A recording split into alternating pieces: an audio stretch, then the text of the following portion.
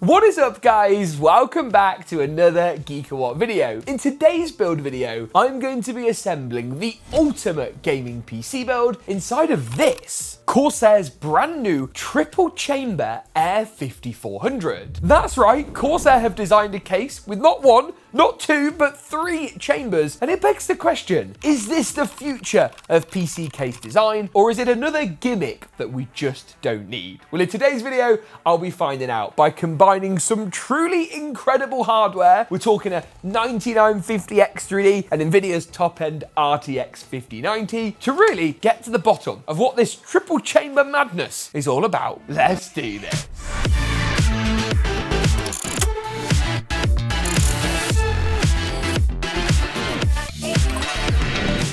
The Gigabyte AORUS Master 16 is here with a 240Hz 2560 by 1600 display, up to an RTX 5090 laptop GPU with a staggering 24 gigs of VRAM and max-Q technology. The choice of CPU spans up to a Core Ultra 9 275 HX2 with a turbo of up to 5.4 GHz and 24 cores for maximum power. What's more, there's also up to 64 gigs of RAM and room for a Gen 5 NVMe drive for the ultimate in storage speeds. Learn more at the first link in the description below. Let's start off with a look at the case, because I'm actually genuinely intrigued with what Corsair have done here. Now, I first checked out their Air 5400 back at Computex, and in my opinion at the time, it was one of their most interesting cases in many years. What you've got is you've got this nice curved tempered glass panel. So you've got in sort of two pieces. So we've got the rear piece here, and this is on like a swinging door mechanism. And at the top, we have this nice, easy, toolless panel, which gives you an idea of the footprint of this case. It's basically a big square. Well, a big rectangle, but it's quite a deep case. It's quite a wide boy.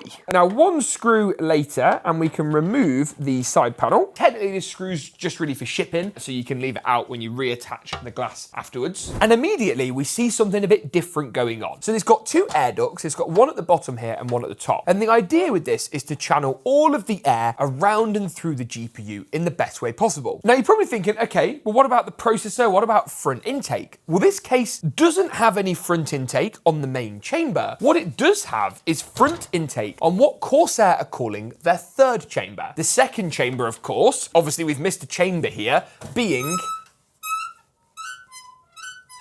the power supply chamber, where you can install the power supply, any hard drives, and do all of your cable management. The third chamber then is kind of here at the front, and what this is the radiator chamber.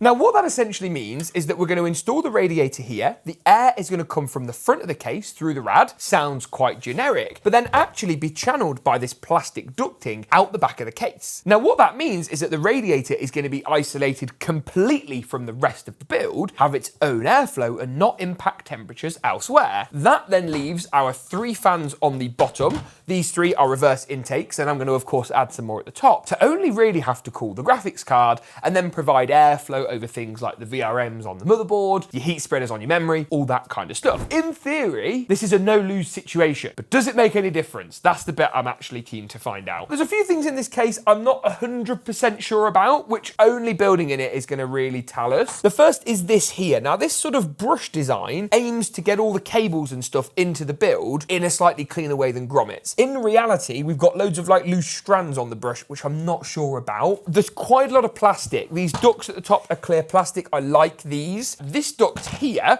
which is our radiator duct, does appear to have a few like small micro scratches and smears and stuff on already. So hopefully that's not going to be too bad. And of course, the challenge later, and I don't quite know 100% how this works, is that we do need to get the tubes from the radiator into the main chamber to mount onto the CPU. So that is going to be interesting, and we're going to have to figure that out later in today's video. How the does that work? Now then, the next step is to actually get this system built. So I'm going to start off, as always, with the motherboard and install as much stuff as possible onto this, the Gigabyte X870i AORUS Elite X3D. This is one of Gigabyte's like refreshed X870 boards, so it's one of their existing X870 designs that they've updated, and they've kind of borrowed the X3D branding from AMD to kind of indicate this. Now, this board does have some improvements aimed to increase performance and compatibility with X3D processors, but you can install non-X3D chips on here too. Any of the AM5 CPUs are going to be compatible. In terms of which X3D chip I've opted for, I've gone for the Ryzen 9 9950 X3D. I've talked in quite a few videos, quite a few short form videos as well, about whether you need this CPU in the ultimate build, or whether actually the cheaper, lower core count 9800 X3D is better. And honestly, it depends. It depends primarily on what games you're going to play. Of course, if you want to use this build for more than just gaming, you want to future-proof a little bit as more and more games become to take advantage of higher CPU core counts, then of course this chip is going to be the better option with 16 cores and 32 threads. But I'll link this and the 9800 X3D below, as in a lot of titles, the performance difference with the GPU I've selected for today's build, the RTX 5090, is quite nominal. We've tested it, and as I say, there's not a huge amount in it. We are seeing rumors recently that Intel might be about to refresh their Core Ultra lineup, and I would love to see them bring some competition to these X3D chips. Not because I don't like the X3D CPUs, I love them, but it might try and bring the prices down. Maybe I'm dreaming, maybe Intel is still going to be way off the mark. What do you guys think? Let me know in the comments down below. For memory in today's build, I've actually gone for a 48GB kit today. Slightly weird number compared to what you might be used to. The reason being, 36 is still sufficient for the vast majority of gaming builds, but I thought a little bit more in this system would again help to take it a bit further, and 64 gigs, unless you're doing intense video editing, is really overkill. Now, this is Corsair's Dominator Titanium. I've gone for the black kit here with the RGB heat spreader on top. One thing Corsair do a really good job of, I think, is aesthetics and on the whole software. iCUE, which is Corsair's primary software suite, does have a few quirks and features, shall we say, but compared to a lot of software suites out there, still gives you a huge amount of great functionality. In today's build, we'll be using the 2nd and 4th RAM DIMM slots, as you might come to expect, and as is fairly standard, and just sliding the memory in nice and easily. Now, as you can see, these RAM DIMMs are quite large, but that shouldn't be a problem because we've got an all-in-one liquid cooler, not an air cooler. If you had an air cooler, you're likely here to run into some clearance and compatibility issues. For storage in today's build, I've gone for Samsung's 9100 Pro. This is one of the fastest Gen 5 NVMe drives on the market, and it doesn't require any active cooling, aka it's not got a large inbuilt fan that creates loads of noise. A lot of Gen 5 drives do, because the early controllers were just very inefficient when it comes to heat output. And you can see here as well, under this top M.2 heatsink on this board from Gigabyte, there's quite a lot of metal here, which is all going to help with heat dissipation in this build. Make sure you take off the protective plastic, and we should have one more on the actual slot itself. Can be kind of hard to take off, but sometimes a screwdriver is actually all you need to get the job done. So we're just going to peel from the side before sliding the Gen 5 drive into place. A little something like so. Beautiful. We are in. There is one more thing as well that I'm going to do with the motherboard, which is just remove the plastic brackets that AMD have pre-installed. This is because I know from memory that the cooler I'm opting for in today's build doesn't actually require these. So taking them off now is just going to save us a job later and make life, hopefully, that little bit easier. Now then, the moment of truth is whether I can install the motherboard without taking this plastic shrouding out. I want to say I can do, and it's looking, yeah, I think that's looking pretty good. Okay, cool. So get the IO shield lined up. I think the center standoff in this case is raised, so that should hold the board in. The only challenge is getting it all lined up. Okay, so the first problem, it's only a small problem, but it is a bit of a problem. You can get the motherboard in with the bottom duct in place, but you can't actually screw it in, so the duct is going to need to come out, which begs the question, how does the duct come out? Now, really, I should just read the manual, but part of me just wants to figure it out. Oh, hello. That felt like it came loose. Aha, there we go. Okay, so it's actually pretty easy to remove. You just need to open this front door, and then you can access the clip. So now I can add in those final 3 screws at the bottom. Nice and simple. So that's in. The next thing I'm going to do is probably the fans and the radiators. Now, I think I'm going to take out this plastic duct at the top as well. I actually quite like the ducts, so I'm going to put them back in, but I want to try and figure out the front-mounted radiator first of all. Now then, my radiator, here it is. So I've gone for the Corsair HX1500i iCUE Link cooler. This is a 360mm all-in-one that features Corsair's iCUE Link, and as standard has this RGB water block on the top. But I'm actually going to take that off and swap it out for this module instead, which has a screen on, which I believe is compatible with my cooler. I'm hoping it's compatible with my cooler.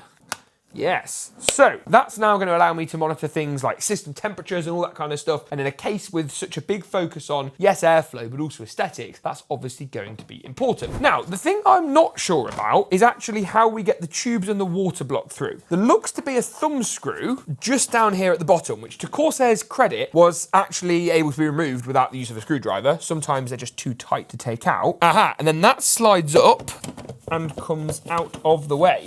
You can see some of the challenges with this bristle design already. I like the idea, but this is out the box and you can see already there's gaps, there's like deformities. It looks like I've had a really haircut. We've got to figure that out. Now, what we're going to do is put the radiator in from the back, and I think the tubes for the water block are going to need to go then into the front chamber, a little something like so. A bit different, a bit unique, but could be quite cool. Now, what you'll be able to see there is we've got the radiator. I'm hoping that plastic's going to go back in without too many problems in a moment's time. And I need to add the fans on, which are actually going to go in front of the radiator in this sort of position here. So, you know what? Give me a few moments to get the fans in, get the radiator screwed down, and then try and get this plastic bracket, hopefully, back into place without too many problems. The question really is just how I get these tubes to look really nice and tidy and uniform, but I think I can figure that out with a bit of work. So what I'm going to do is actually secure this plastic shroud back into place with the thumb screw from earlier. I've gone ahead and added the 4 posts around the CPU and then screwed the water block in. And what I'm now going to do is try and organize these tubes in a way that they're kind of hidden. At the moment, we've got this sort of crossover because of the way obviously things are, and I'm trying to figure out what will look good. That looks rather nice. What I'm going to do is I'm also going to add in some more Corsair iCUE link fans. Specifically, I've got not 1 but 2 packs of their QX120 triples. They're going to go at the top of the case in exhaust, but also at the bottom in intake. You do get these fans included as standard, and the cable management is better than I've seen on other Corsair cases, so that's good, but they're standard 5-volt ARGB. They're not iCUE link, they're not going to sync with the water block, with the radiator fan. It's not going to work for me. So they're going to come out and the iCUE link fans are going to go in. 3 at the bottom and then further 3 at the top. Next step is to put the ducts back on, and I have to remember which one's which. So this one is the top one. That's going to go... This is where I figure out the fans are in the wrong bit or got it wrong. Or the radiator tubes are in the way. That's also possible. Aha, there we go. I think that's in. Is that in? Yeah. And the bottom one. Yeah, very good. Right, now I'm going to close the door, give it a bit more structural rigidity, and then I've got 2 components left to go, the graphics card and the power supply. Now I'm going to do the graphics card first and finish off with the PSU at the end. I might need to pull the GPU back out to reach some cables, but let's see. The RTX 5090 I've gone for in today's build is going to install into the very top PCI slot. So that's this one just here. Hovering that over shows us it's the 2nd and 3rd PCI covers to remove. And hopefully here you can see where that airflow ducting is going to guide the air inside of the build today. I also think that the radiator tubes look really clean now those plastic ducts are back in place, and it's all coming together really quite nicely. I'm going to remove these. Obviously you want to keep the thumb screws nice and safe, as actually what you need is to use these to install the graphics card back into place. Slide it in, line it up, and yeah, that's looking pretty good. Now I think we can lock the graphics card into place. There we go, looking good. And you can pull the card out, and if the card doesn't actually release, you know it's nice and secure. And then secure the GPU into its final resting place. All that then leaves us to cover is the power supply, and for this build, Corsair's HX1500i. This might be overkill today. You probably could drop down, you definitely could drop down to 1200 watts, and I do have a 1200 watt on the way, but I figured, why not test out the 1500? And I might have spotted a problem already. Before I figure out that problem, I would tell you some speeds and feeds. This is ATX 3.1 PCI Gen 5.1. We can plumb it into Corsair iCUE to get all the stats via this little USB-C port on the back. All of the cables are this really nice sort of like hybrid between nylon and braided. They're individually sleeved, but not braided with the like cloth material you might be used to. And the power supply is going to install at the rear. The only question I have is about lengths, because this 1500 watt is a big boy, and this case is, The good news, the power supply, if you install it the right way, does fit. The bad news is just not a lot of clearance between the power supply and the back for the cables. Now, we could remove this little bracket here. I guess maybe that's the solution. So yeah, I think I'm going to take that bracket out, start wiring this build up, and get all the cables looking as tidy as I possibly can. Which means it's time for a cable management time lapse.